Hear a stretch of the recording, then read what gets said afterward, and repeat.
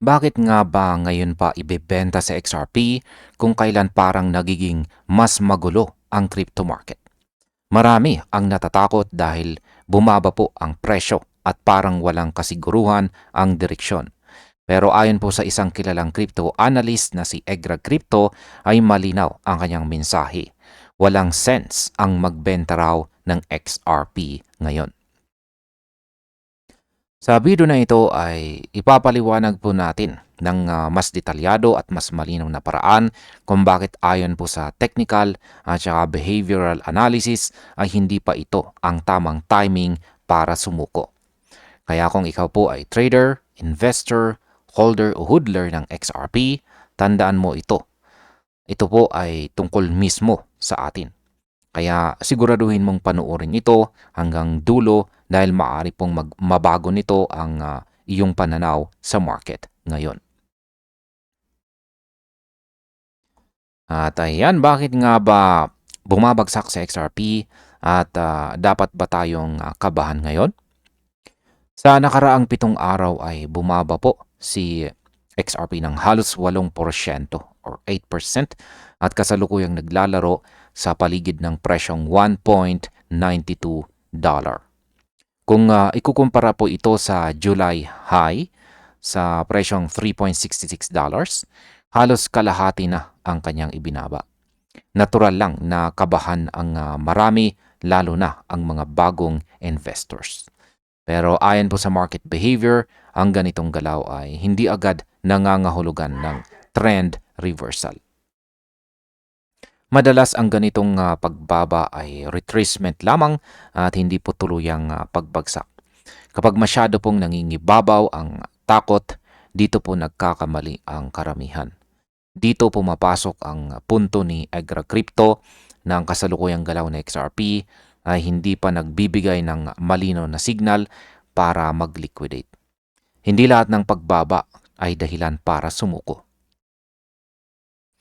Ngayon, bakit po ba sinasabi ni Egrag na mali ang magbenta kahit bearish ang market? Ayon po kay Egrag Crypto, kahit pumasok pa raw tayo sa bearish phase, ay hindi pa rin po tama ang timing para magbenta ngayon. Bakit? Dahil ang market ay hindi po gumagalaw ng diretso pababa. Kahit sa malalakas na downtrend ay may tinatawag na counter-trend rallies. Ibig sabihin ay may mga panandali ang pag-akyat bago ang susunod na pagbaba. Kung magbebenta ka ngayon habang mataas ang selling pressure, malaki po ang tsansa na mali ang entry at saka exit mo. Ang mas matatalinong traders ay naghihintay po ng better exit levels at hindi po nagdidesisyon base sa emosyon. Kaya sabi po ni Egrag, kahit bearish pa ang outlook, may posibilidad pa rin ng short-term bounce itong si XRP. Ngayon ay ano naman po ang panganib ng pagbebenta habang nangingibabaw ang takot? Kapag ang market ay punong-puno ng takot, madalas dito nagaganap ang mga maling direksyon. Ayon po sa historical data, ang worst time to sell ay kapag halos lahat ay natatakot. At bakit? Dahil kadalasan ang takot ay indikasyon po na malapit na matapos ang correction.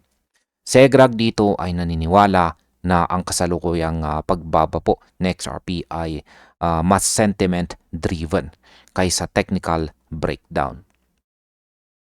Ibig pong sabihin, emosyon ang nangingibabaw at hindi malinaw na structural failure. Ang mga experienced players ay nagbebenta kapag sobra ang optimism at saka hype. Hindi po sila nagbebenta kapag tahimik at punong-puno ng duda ang market. Kung takot po ang karamihan, dito nagiging oportunidad ang market. Ngayon ay correction ba ito o tuluyang pagbagsak ng structure ng XRP? Base po rito sa chart analysis ni Egra Crypto, ang kasalukuyang galaw na XRP ay mukhang corrective reset lamang. Hindi ito indikasyon na sira na ang long-term structure. Ang correction ay normal na bahagi ng market cycle, lalo na pagkatapos ng malakas na pag-akyat. Ang mahalaga ay hindi pa nababasag ang mga critical long-term support zones. Kahit ang mga bearish traders ayon kay Egrag ay maaring makahanap ng mas magandang presyo sa hinaharap para mag-exit.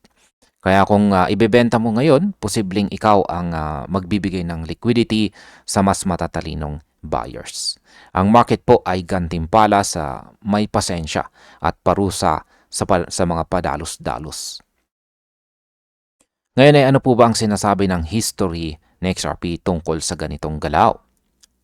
Kung babalikan po natin ang history or kasaysayan ng XRP, makikita po natin ang paulit-ulit na pattern ng matagal na consolidation bago ang malalakas na breakout.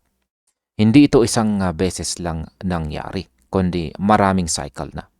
Sa bawat pagkakataon na matagal na ipit ang presyo, may mga investors na nawalan ng tiwala. Pero kapag nabasag po ang resistance, dito nagsisimula ang explosive move. Sa XRP ay matagal nang nasa ilalim ng kanyang all-time high na $3.84 at isa ito sa pinakamahabang consolidation phases po niya. Ayon po kay Egrag, ang ganitong kondisyon ay madalas nagbubunga ng malalaking upside move kapag nag-breakout. Ngayon ay gaano naman po kalaki ang potential upside ayon kay Egrag Crypto? Base po sa historical averages at cycle analysis ni Egrag Crypto, ang isang confirmed breakout na XRP ay maaaring magdala ng multiple times gain mula sa kasalukuyang presyo. Isa po sa matagal na niyang projection ay ang posibleng pag-abot na XRP sa paligid ng $27 kung magiging paborable ang market conditions. Hindi po ito basta haka-haka, kundi nakabase sa dating market behavior at accumulation phases.